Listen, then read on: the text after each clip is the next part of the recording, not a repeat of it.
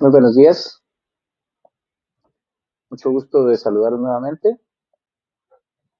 Bueno, el día de hoy tenemos la presencia de nuevos compañeros del curso de Criminalística 1 para los nuevos compañeros, bienvenidos. Mi nombre es Marco David García, yo soy su catedrático de Criminalística 1. Bueno, para los que ya me conocen, ya me presenté la semana pasada. Yo soy licenciado en Bioquímica y Microbiología y tengo una maestría en Criminalística y estaré dándoles el curso de Criminalística 1 durante este semestre.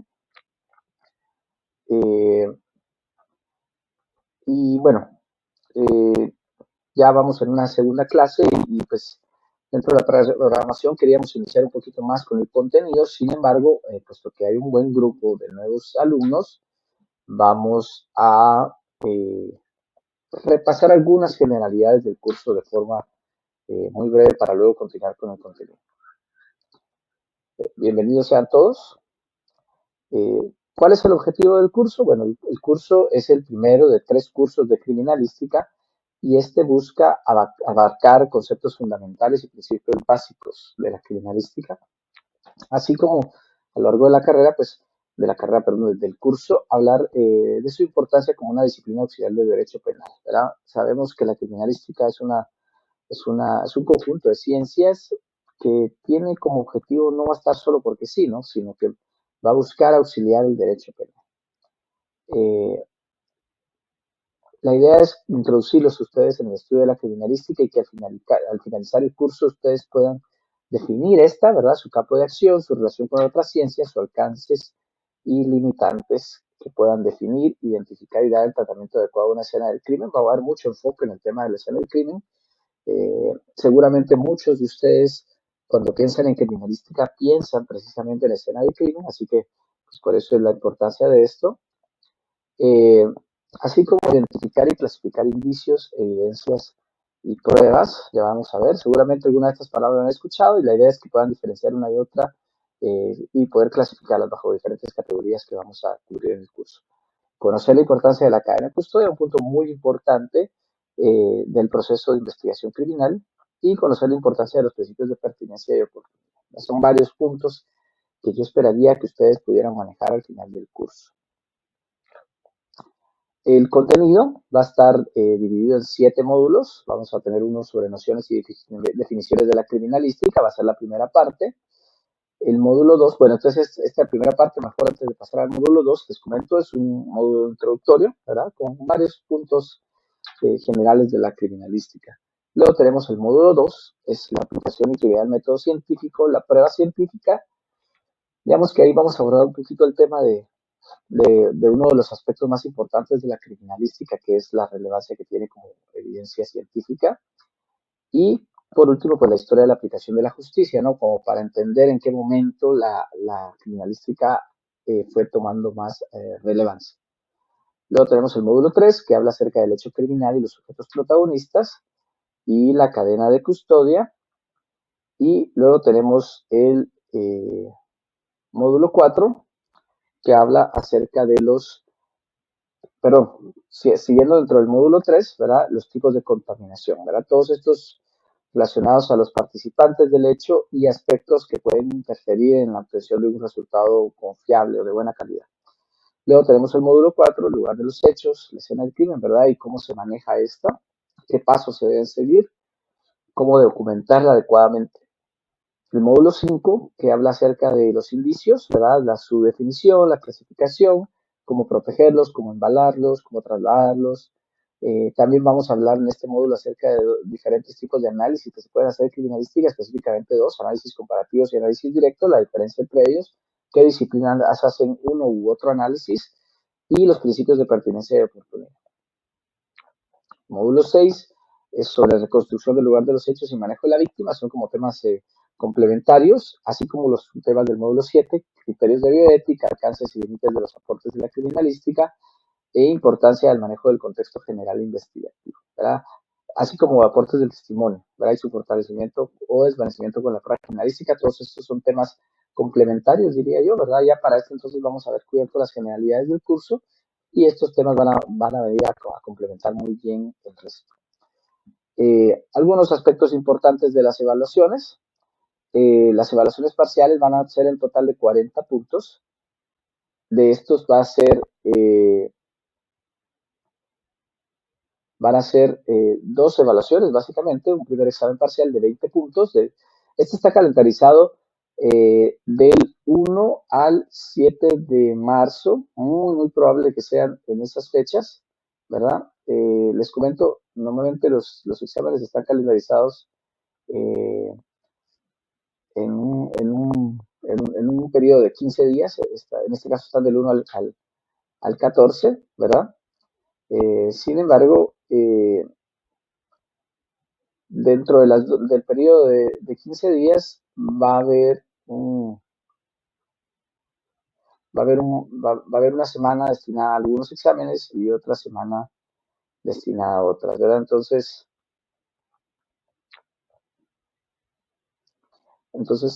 dependiendo del curso, ¿verdad? En el caso de la criminalística 1, ahorita les confirmo, estaría calendarizado precisamente para la semana del 1 al 7 de marzo, ¿verdad? Como les comento, algunos otros cursos los van a tener calendarizados para la siguiente semana, ¿verdad? Solo para que lo tengan en cuenta. Entonces, si criminalística 1 del 1 al 7 de marzo. Luego tenemos, este va a ser de 20 puntos. Tiene un examen extraordinario del 15 al 21 de marzo, ¿verdad? Si ustedes no realizan su examen del 1 al 7 de marzo, pueden hacer un examen extraordinario del 15 al 21 de marzo. Hay un detalle importante que lo vamos a mencionar. Luego, el segundo parcial está calendarizado del 25 realmente es del 25 al 1 de mayo, no al 30 de abril, ¿verdad?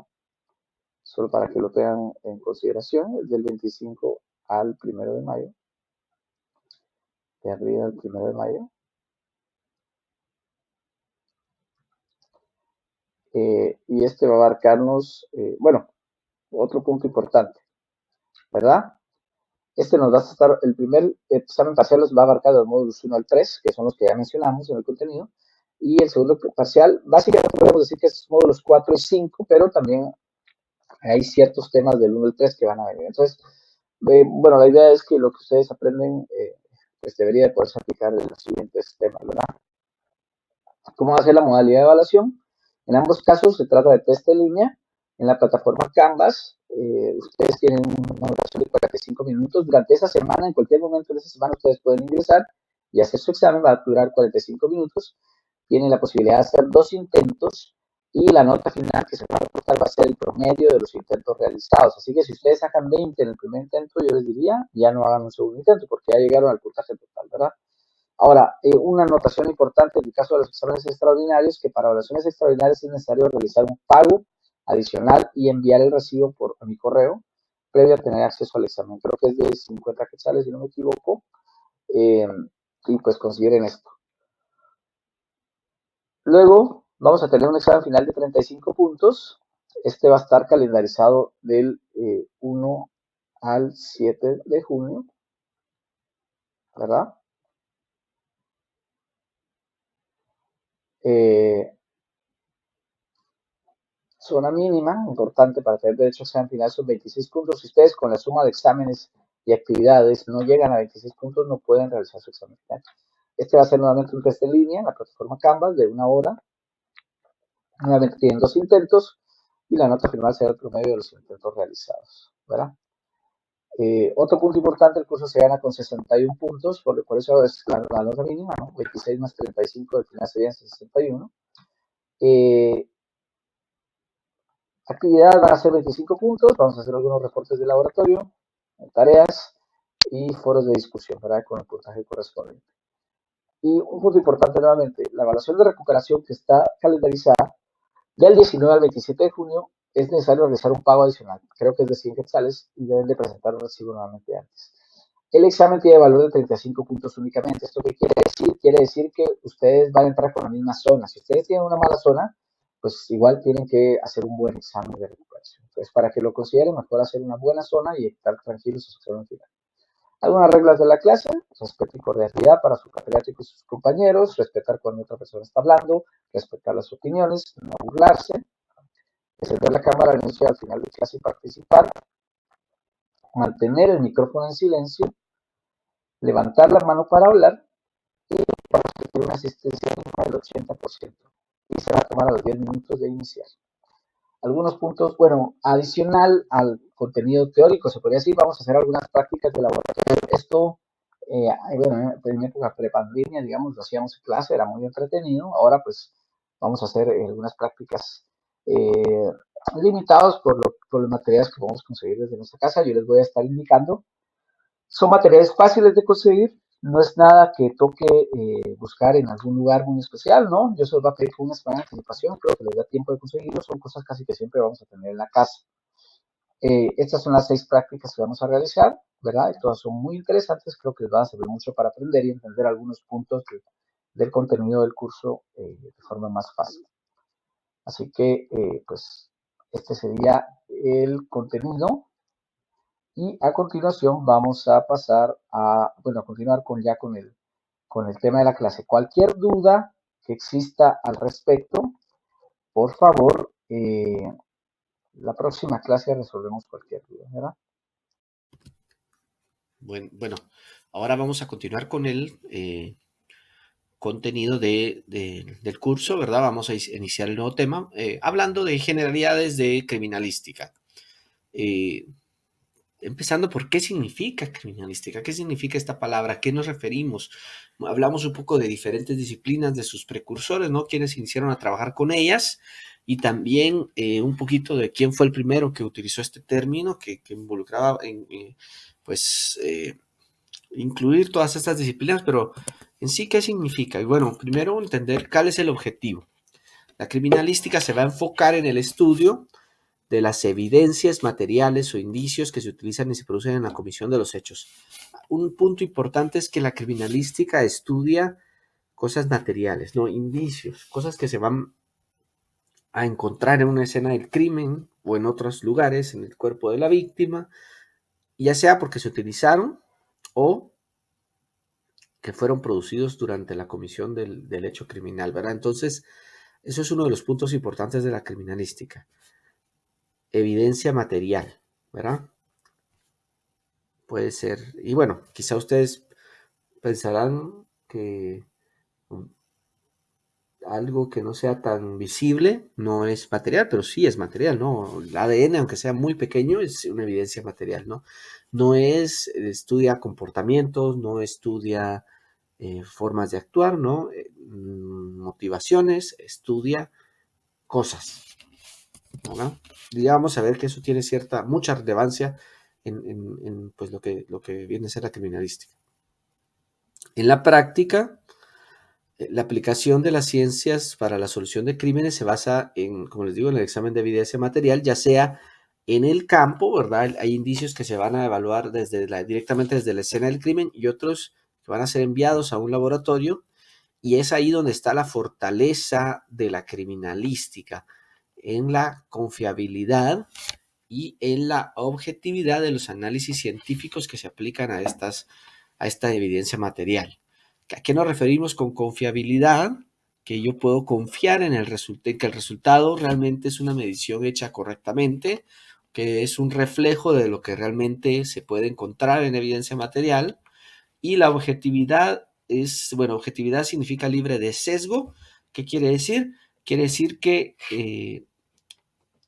este tipo de mediciones hechas en criminalística, a pesar de que sí tiene una interpretación por parte del experto, normalmente esta interpretación también tiene un fundamento científico y por lo tanto la medición o los resultados presentados, las conclusiones a las que se llegan, eh, no involucran creencias, formas de pensar, etcétera, de la persona que está haciendo el análisis, ¿no? Sino que es tal y lo que se encuentra en la evidencia material, ¿verdad? Ser objetivo significa eso. Ser objetivo significaría, por ejemplo, a la hora de que yo pongo sus notas, califico sus notas, Tomo en cuenta lo que está escrito en las tareas que ustedes hacen, por ejemplo, lo que ustedes respondieron en el examen únicamente, y no tomo en cuenta si esta persona me cae bien o me cae mal. Yo a la hora de calificar tengo que buscar ser objetivo, ¿verdad? Buscar calificar en base a lo que encuentro, el material que encuentro presentado por ustedes, y no a si, sí, se ve con cara de buena gente, ¿verdad? Vamos a ponerle más puntos. No, ¿verdad? Eso es ser objetivo y es algo muy importante. Por eso es que los exámenes son normalmente, las formas en que se evalúa son cosas que sean fáciles de decir está bien, está mal, y no depende un poco de mi forma de pensar, ¿verdad? Opiniones no deberían ser algo que se calificaría. Si alguien opina igual que yo, le voy a poner más puntos. Si opina diferente, le voy a poner menos, ¿verdad? Está correcto o no está correcto, independientemente de lo que yo crea, ¿verdad? Aquí tenemos una definición de la criminalística. A mí me parece que es una definición bastante completa. La vamos a ver con detalle. Dice, es una ciencia aplicada. Eso es un punto importante. Si se dan cuenta, el conocimiento científico se puede generar, pero la criminalística lo que va a hacer es tomar este conocimiento y darle uso, ¿verdad? A resolver un problema de la vida diaria, se podría decir, o un problema más cotidiano. Entonces eso lo hace que sea una ciencia aplicada y, importante, de acuerdo al ordenamiento jurídico de cada país. Al final, la criminalística es auxiliar del sistema de justicia y por lo tanto debe de adaptarse a esto, ¿no? Al ordenamiento jurídico de cada país. De acuerdo a eso va a estudiar científicamente los indicios y evidencias, ¿verdad? Dependiendo de este ordenamiento jurídico, va a estudiar científicamente estos indicios, estas evidencias, con un objetivo: convertirlas en pruebas formales que puedan ser presentadas ante las autoridades judiciales. Yo no trato de resolver el caso para satisfacer mi curiosidad o porque la señora, la vecina de donde sucedió el crimen, me preguntó, sino que lo que yo quiero es que estos indicios y evidencias que voy a estudiar científicamente, ese es otro punto importante, ¿verdad? Es un estudio con base científica. Los resultados puedan ser presentados ante autoridades judiciales. Queremos colaborar con el sistema de justicia y van a ser presentados ante autoridades judiciales tampoco solo porque, ay, es que el juez tenía curiosidad, ¿no? La idea es que esta información que se está presentando permita la identificación de víctimas, delincuentes, ¿verdad? Los participantes del hecho criminal, y también esclarecer cómo sucedió, ¿verdad? Un presunto delito. Y ojo, presunto delito, esta es otra cosa importante. No es encontrar un culpable, es entender cómo sucedieron los hechos. Puede ser que en algún caso esta revelación nos diga que no sucedió un delito, sino que fue un accidente, por ejemplo, y nadie tiene la culpa, o que sí sucedió un delito. Entonces, si se dan cuenta, al final lo que busca es la verdad. Por eso me gusta mucho esta definición. Siento que abarca de una forma muy, muy completa todo lo que tiene que ver con la criminalística. También aplica, a partir de ahí, vamos, otra definición más corta sería aplicación de las ciencias forenses en asuntos penales. Ya vamos a ver a qué nos referimos cuando hablamos de ciencias forenses. Lo que sí es que de aquí podemos ver que la criminalística efectivamente está relacionada con las ciencias forenses, con el derecho penal, ¿verdad? Ya vimos que va a estar auxiliando el derecho penal, y también casi de una forma muy similar con la criminología, ¿no? La criminología va a estudiar el comportamiento criminal, la mente del criminal, y pues el aporte que puede hacer la criminalística a esto también es muy valioso, y yo diría que viceversa, ¿verdad?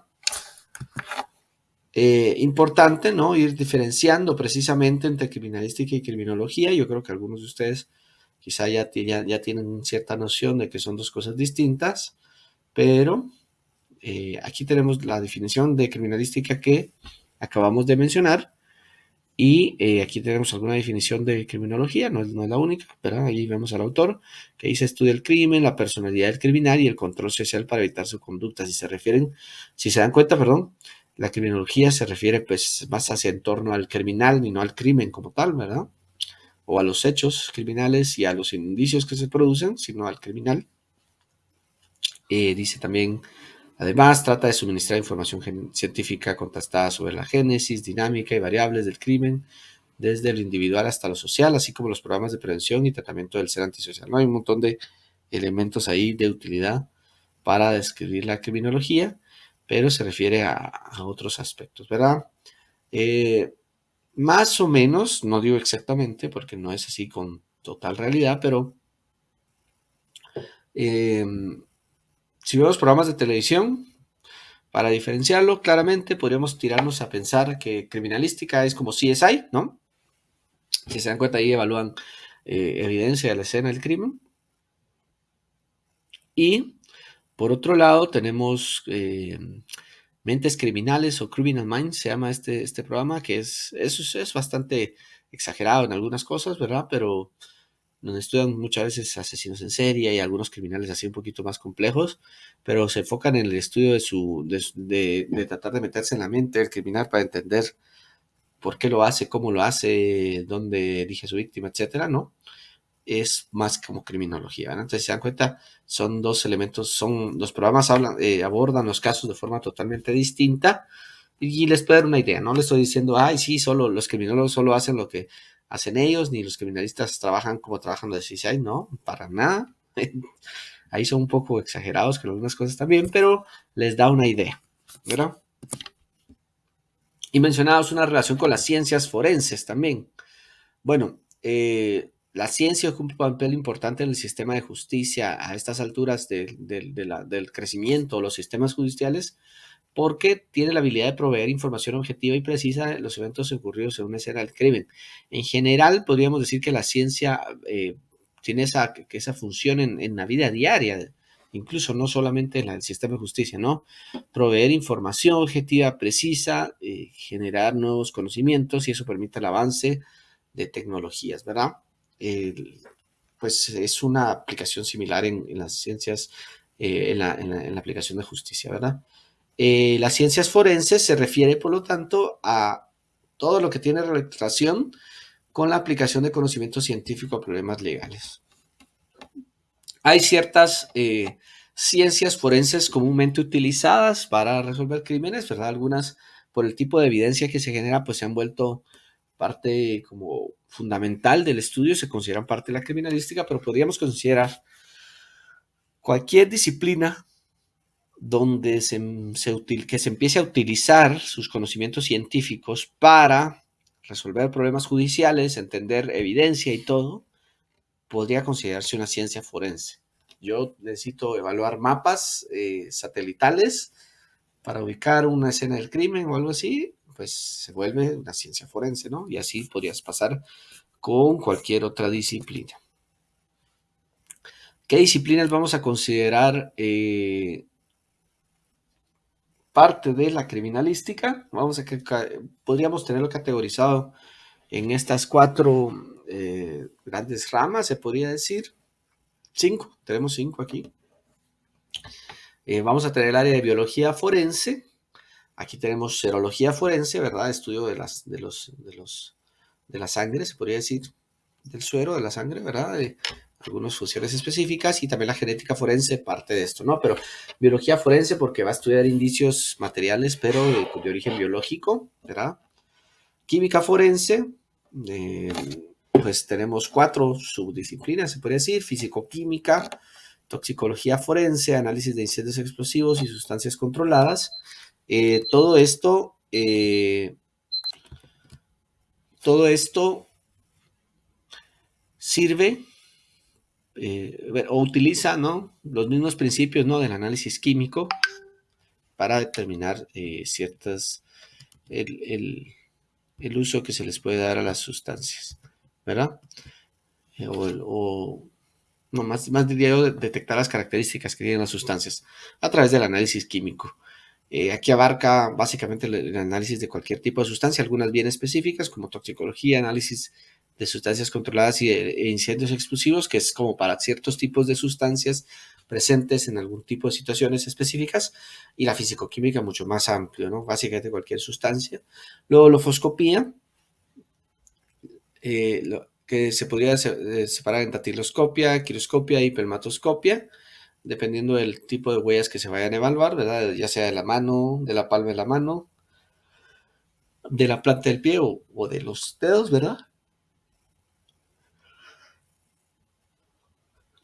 Y tenemos documentoscopía, Y marcas de herramientas en general, pues cualquier marca dejada por la herramienta, pero dentro de estas tenemos una específica que va a ser el estudio de balística. La medicina forense, la psicología forense y la antropología forense no se consideran partes de la criminalística. A mí me parece que tiene bastante sentido porque estas no estudian evidencia material como tal, sino estudian a la persona, ¿verdad? Desde diferentes ámbitos, ¿no? La medicina forense, eh, pues el cuerpo, ¿no? Y hallazgos dentro del cuerpo clínicos, ¿verdad? La psicología forense se va a enfocar en la mente de la persona, ¿no? Su conducta. Y la antropología forense o antropología física realmente, solamente pues, a los restos óseos, a los huesos, dientes, etcétera, ¿verdad? Ontología forense también la podríamos colocar aquí también. Eh, sí, la vamos a incluir también porque también está pues asociada, ¿no? Y estudia pues únicamente algunos elementos, ¿verdad? Entonces, odontología forense. Muy bien. Entonces, estas van a ir muy de la mano, ¿no? Pero no son consideradas parte de la criminalística como tal. Aunque sí, durante su estudio, pues igual se ven algunos aspectos, ¿no? Igual es muy relevante, su papel es similar. Por ejemplo, aquí podemos ver el INASIF, ¿verdad? Este es como la distribución de los laboratorios de criminalística del INASIF. Vemos que tiene balística, toxicología, fisicoquímica, genética, sustancias controladas, serología, documentoscopía, lofoscopía, informática forense, no lo mencionamos en el anterior, pero sí es un área también eh, relevante, muy relevante ahora en la actualidad con el avance de la tecnología, el uso de los celulares, el uso de la computadora se vuelve muy importante en la vida de todos y por lo tanto seguro que hay evidencia ahí. Y el laboratorio de vehículos, que también se enfoca también en un punto bien específico, y lingüística y acústica muy interesante también, ¿no? Estudia, por ejemplo, muy útil para escuchas telefónicas y cosas así, ¿no? Entonces, si se dan cuenta, pues cada vez va siendo más amplio, van incorporándose nuevas disciplinas y algunas porque van tomando más relevancia como informática forense y lingüística y acústica, que aunque no están incluidos acá, ¿verdad? Este era como yo diría el escenario tradicional de un laboratorio de criminalística, ahora pues eso está cambiando y avanzando, ¿verdad? Muy bien, esto de forma general, hablando de la criminalística. Y vamos a ahora mencionar eh, los principios fundamentales de la criminalística. Dentro como base, ¿no? Principio, cuando hablamos de un principio, es como la base sobre la cual yo me sostengo para poder, para sustentar algo, ¿no? Entonces, pues los principios fundamentales vienen a ser eso, ¿no? Y ese sostén sobre el cual se soporta la criminalística. Vamos a ver, son 7 principios y vamos a ir explicando uno por uno. Algo interesante es que son como secuenciales, ¿no? El siguiente principio va como a involucrar el primer principio. Es muy interesante eso. El primer principio que tenemos es el principio de uso. ¿Qué nos dice este principio? Nos dice, en los hechos que se cometen o realizan, siempre se utilizan agentes mecánicos, químicos, físicos o biológicos. Siempre se va a utilizar algo para cometer el hecho, ¿verdad? El agente vulnerante utilizado puede haberse utilizado mediante un procedimiento mecánico, ¿verdad? Un traumatismo, ¿no? Un movimiento, un golpe, estrangulación, heridas por arma blanca, de fuego. Hay un procedimiento mecánico, ¿no? De movimiento. Puede ser químico también, donde no es este movimiento el que produce el daño, sino intoxicaciones, envenenamientos, quemaduras con ácidos, ¿verdad? Es por una reacción química. Bueno, los incendios también podría ser físico, ¿no? Quemaduras por calor, frío, paso de corriente eléctrica o incluso biológico, ¿no? Ataques de animales, enfermedades biológicas, etcétera. Entonces, si se dan cuenta, actúan a diferente nivel, pero siempre que se comete un hecho criminal se debe haber utilizado algo para cometerlo, ¿verdad? Eh, Se requiere de un agente vulnerante para poder realizar el hecho investigado. ¿Y por qué es importante esto? Porque quizá un punto muy importante de la investigación es determinar cuál fue este agente, ¿no? Y si en algunos casos no es tan evidente, quizá yo tengo que ir a pensar que este agente vulnerante está un poquito más es más útil en su actuar que otros, ¿no? Yo encuentro un cadáver con un agujero de bala en la cabeza y podría fácilmente determinar que la gente vulnerante fue una pistola, así como que alguien que murió por puñaladas o con un golpe con una llave pesada. Puede ser que no sea tan evidente, pero podría ser el uso de puños, pues, que aunque no es un objeto separado como tal, pero igual es el objeto que produjo el daño, ¿no? Y en algunos casos tal vez no es tan evidente y quizá pensemos en un veneno, un agente microbiológico o algo que también produjo el daño de forma, pues, un poquito más sutil, ¿verdad? Sutil, perdón. Ese es el principio de uso, ¿no? Siempre se va a utilizar un objeto o un agente vulnerante. No digo objeto porque realmente no, el veneno tal vez no es como objeto, es una sustancia, pero siempre se va a utilizar algo, ¿verdad? Luego tenemos el principio de producción. La utilización de agentes vulnerantes genera unos resultados que pueden ser utilizados como indicios o pruebas en el esclarecimiento de un hecho criminal, ¿verdad? Entonces, básicamente lo que ya tenemos el primero, se utilizó algo. El segundo me dice, cuando se utiliza a este algo, esto genera resultados que pueden ser utilizados como indicios o pruebas. Como producto de cualquiera de estos objetos voy a generar algo que puedo evaluar también, ¿no? Puede ser utilizado de diversas formas y al cambiar la forma de uso, los indicios producidos cambian de tal manera que también puedo reproducir la mecánica, el análisis detallado de los indicios. No es lo mismo utilizar un arma de fuego disparándole a alguien a quemarropa que utilizándola para dispararle a una larga distancia o que pegarle a un cachazo en la cabeza. A veces sigue siendo el mismo objeto, ¿no? Pero los resultados que genera son totalmente distintos. Y por eso aquí les muestro estas imágenes, ¿no? Es un disparo a larga distancia, un disparo a corta distancia, vean la diferencia. Hay diferencias en los efectos producidos, a eso se refiere este principio, pero se produce algo, ¿no? Y aquí tengo otros tipos de heridas, contusa, cortante, contuso cortante, punzante, cortopunzante, abrasión, son tipos de heridas producidas por el uso de agentes vulnerantes de diferente forma. Y bueno, por ejemplo, un cuchillo podría usarse para producir un objeto, una herida cortante, que es como hacer una cortada sin fuerza, sino solo por el movimiento, o contuso cortante, que es como dar un machetazo, ¿no? Que va con fuerza, pero tiene filo y produce este tipo de heridas. Es totalmente distinto, ¿no? Entonces, pues hay que ver que sí cambia dependiendo de la forma como se utiliza. Cortopunzante sería una puñalada con el mismo cuchillo, produce un efecto distinto, ¿no? Entonces, estas características van a variar y a esto se refiere el principio de producción.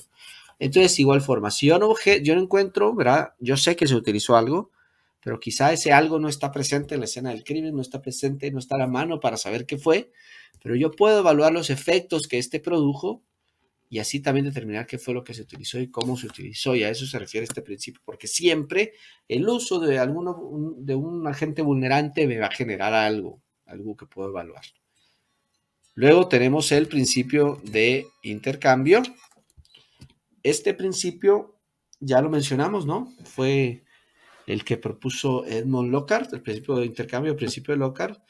Es uno de los muchos, por eso es que ahí solo lo mencionábamos, aquí lo vamos a detallar. Dice, cada vez que alguien entra a un ambiente, algo es adicionado y removido de este. Por eso les pongo esta imagen. Tenemos estos dos boxeadores, su fotografía antes y después de la pelea, ¿verdad? Y quizá uno de los dos ganó nada más, ¿no? No pueden ganar los dos, uno de los dos gana, pero los dos se llevan algo del otro, ¿no? Puñaladas, ¿no? Puñetazos del otro y reciben y dan, ¿no? Los dos dan y los dos reciben. A eso se refiere este principio. Si ustedes se van a sentar aquí en su escritorio donde van a recibir su clase, o en la mesa, o en la cama, donde sea que estén, al momento de que ustedes se levantan, seguramente ustedes ciertas fibras de la colcha de la cama donde estaban, o de la silla, o se van a pegar en su pantalón, llega su perro y se sienta a la par de ustedes, los pelitos se quedan por ahí, ¿no? Y también ustedes están rascándose la cabeza mientras están ahí, están descamando células de la piel que están cayendo y se están quedando ahí, tocan algo y dejan la grasita ahí de los dedos, ¿no? Entonces, si se dan cuenta, por muy poca que sea la interacción, igual siempre dejamos algo. Eh, En la escena del crimen siempre se produce un intercambio de materiales también, ¿verdad? Sintéticos, biológicos, genéticos entre la víctima, el asesino y el contexto. La víctima va a dejar algo, el asesino o el criminal, porque no siempre es asesinato, va a dejar algo, eh, ya sea que haya un intercambio entre víctima y asesino directamente o entre alguno de los dos y el lugar donde se dieron los hechos, ¿verdad? En un caso de violación, por ejemplo, se produce un intercambio de fluidos, ¿verdad? Entre víctima y agresor, arañazos, sangre, dependiendo de qué tanta interacción hay, así es la cantidad de material. Si hay poca interacción, quizás sea menos, ¿verdad? Pero en un caso de violación yo diría que sería de los más invasivos, ¿no? Donde hay más intercambio de materiales, ¿verdad? Uno con muy poco, a mí se me ocurre, por ejemplo, los casos de donde llega alguien en moto y está alguien parado y le llegan y le disparan y se van, ¿no? Es poco, pero queda la bala, ¿no? Del disparo, la dejó ahí. Eh, Quizá le salpique un poco de sangre a la persona que llegó y que se lleve un poquito de sangre, ¿no? O un robo de celular, uno va en el carro y pasa la moto y se lo asaltan, ¿no? Y se van el celular. ¿Qué se llevaron? Se llevaron el celular. ¿Qué dejaron? Pues ahí sí es muy poquita la interacción, quizás sea muy poco, quizá en el suelo deje una marca de la moto, de la llanta de la moto o algo por el estilo, ¿verdad? Ese sería el principio de intercambio. Si se dan cuenta, va un poquito más adelante del otro. Luego tenemos el principio de correspondencia de características. Este principio nos dice que la acción de un objeto sobre determinado cuerpo, superficie o región deja impresas sus características individuales. Y quizá este suene muy parecido al principio de intercambio, pero el principio de intercambio se refiere a dejar material, ¿no? Yo dejo material y me llevo material. Este se refiere a que es cuando dos superficies tocan una a la otra, y es posible que queden impresas las características de una de las superficies en la otra, ¿verdad? Y estoy seguro que ahorita que mencionemos algunos ejemplos va a quedar claro, ¿verdad? Yo puedo comparar las características dejadas de la huella dejada para identificar el objeto que dejó la marca e incluso identificar también la trayectoria del mecanismo de origen de las marcas. Si ustedes están caminando en un día lluvioso, vienen caminando para su casa, ¿no? Y pasan por una calle de tierra, los zapatos se les llenan un poquito de lodo y cuando llegan a su casa y quieren entrar y su mamá acaba de trapear y les dice, no entres hasta que no te limpien los zapatos, porque si ustedes caminan por el piso, van a dejar las huellas de sus zapatos, ¿no? Esta acción, ¿no? Del contacto de la huella con el suelo va a permitir que se queden las huellas. Y si ustedes entran a la casa y no está ahí su mamá y dicen no se va a dar cuenta y no va a saber que fui yo, pues les cuento que por las características de las huellas podía definir que fueron ustedes. Y que llegaron, ¿verdad? Y a eso se refiere el trayectoria y mecanismo. Caminaron, entraron, fueron a la cocina, se quedaron parados frente al refrigerador, luego caminaron de vuelta y fueron a su cuarto, ¿no? Y se pueden seguir la trayectoria del movimiento de estas huellas. Esto aplica para un montón de tipos de huellas, ¿no? De zapatos, de llantas, de vehículos, en las balas que dan huellas relacionadas con el arma utilizada, dactilares, etcétera, ¿no? Y las características de las huellas y el cuerpo objeto que las produce permitirá relacionarlos. Podemos tener adherencias, como les decía, el lodo, sangre, otro tipo de material, o por compresión también. Una mordida deja huella, como la que vemos ahí, ¿no? Que es por compresión. También puede ser estriado, que es por movimiento, ¿no? El movimiento de un objeto sobre el otro. Por ejemplo, las huellas en las balas, en los proyectiles, o así como con una herramienta como un desarmador, o combinación de varios, ¿verdad? El romper un candado con una herramienta es un poco de compresión y un poco de corte, ¿verdad? De compresión y de estriado, perdón. Luego tenemos el principio de reconstrucción de hechos o fenómeno. Este nos dice, pues, que el estudio de los indicios asociados al hecho van a dar las bases y los elementos de juicio para conocer el desarrollo de los fenómenos producidos y así conocer la verdad histórica del hecho investigado. ¿Qué quiere decir esto? que conforme yo estudio todos los indicios asociados al hecho, ¿verdad? Puedo entender cómo se fueron produciendo los fenómenos, cómo se dieron los hechos, básicamente, ¿verdad? La verdad histórica, cómo fue la secuencia de hechos dentro de la comisión de un crimen. Es posible reconstruir las circunstancias mediante las cuales se obtuvieron los resultados observados y las evidencias físicas colectadas. Es un principio muy importante porque básicamente lo que me dice es que yo puedo colectar indicios luego de que sucederán los hechos y estos indicios sí me permitirán entender cómo se dieron, ¿verdad? Y en algunos casos los resultados observados solamente se pueden ser evaluados a través de la reconstrucción de hechos. ¿A qué se refiere con esto? En algunos casos quizá los resultados observados no son tan fáciles de interpretar y yo debo de tratar de reconstruirlos, ¿no? Probar varias formas de hacerlos, de producirlos, ¿verdad? Y solamente así voy a poder hacerlo. Por ejemplo, alguna forma extraña en que se produce un patrón de sangre, una herida, y entonces yo voy a tratar de reproducir cómo fue que se produjo esto, ¿verdad? Esto porque yo sé que es posible reconstruirlo, ¿no? Entonces a eso se refiere este principio. Aquí tenemos algunos ejemplos. La foto de la izquierda, lo vamos a ver más adelante, pero es un caso famoso donde se hicieron muchos videos tratando de reconstruir cómo se realizaron los hechos, ya que dependiendo de esto, de cómo se ocurrieron los hechos, se podía determinar la culpabilidad de la persona, a qué nivel era su culpabilidad. Luego tenemos el de la derecha, está disparándole a una llanta de carro, porque un experimento, por ejemplo, para saber cuánto avanzó el carro con la llanta pinchada, es dispararle y luego mover el carro y ver hasta qué momento ya se desinfla por completo, ¿verdad? Por ejemplo. Luego tenemos el principio de probabilidad. Este nos dice que con base a la información colectada es posible plantear una hipótesis de los hechos, ¿verdad? Como hablamos de la reconstrucción, pero mientras más información, más cercana estará la hipótesis a la realidad, ¿verdad? Yo puedo tener una conjetura, ¿no? Creer qué fue lo que sucedió de forma preliminar al momento de que llego a la escena del crimen.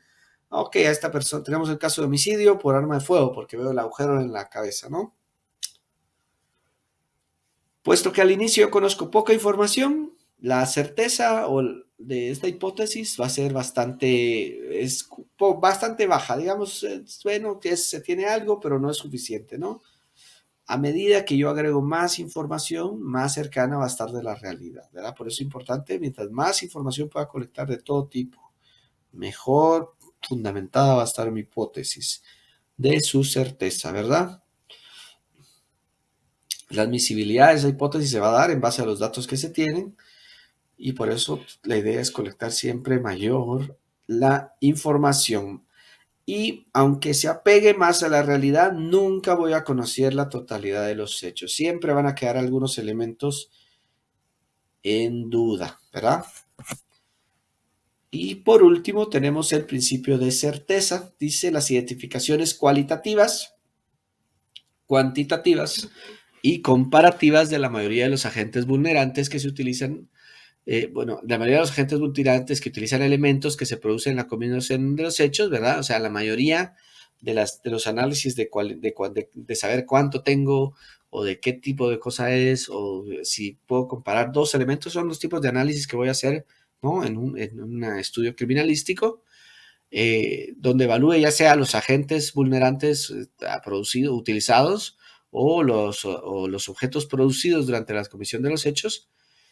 Estos análisis se van a lograr con la utilización de metodología, tecnología y procedimientos adecuados. Es decir, al momento de que yo hago mis análisis de los indicios, voy a lograr los resultados esperados si yo utilizo la tecnología, la metodología y los procedimientos adecuados, porque así obtengo resultados certeros de su existencia y de su procedencia. Entonces, el principio de esto lo que me dice, al final de cuentas, es que yo voy a lograr obtener resultados confiables si utilizo los análisis correctos, ¿verdad? Y aquí les pongo estas animaciones. Podemos ver, son 3 lanzamientos de tiro libre de un solo mismo jugador, ¿verdad? Lionel Messi en 3 partidos distintos, pero Creo que lo impresionante es la precisión con la que pues coloca la pelota en el mismo lugar, ¿no? Y entonces a eso va, ¿no? Si yo sé que algo funciona para el resultado esperado, como meter un gol, voy a utilizar esa opción, ¿verdad? Porque voy a utilizar algo que no es lo más preciso. Entonces, igual, lo que va a buscar la criminalística es utilizar los estudios más precisos. Con esto tenemos la finalización del tema. Es un tema bastante corto. Vamos a realizar, pues vamos a resolver las dudas en la próxima clase. Igual cualquier cosa pueden escribirme a mi correo. Por favor, completen. Eh, Se les va la próxima semana, con base a esto, deberán entregar precisamente un ejercicio, ¿verdad? A partir de aquí, pues iniciaremos con el siguiente tema.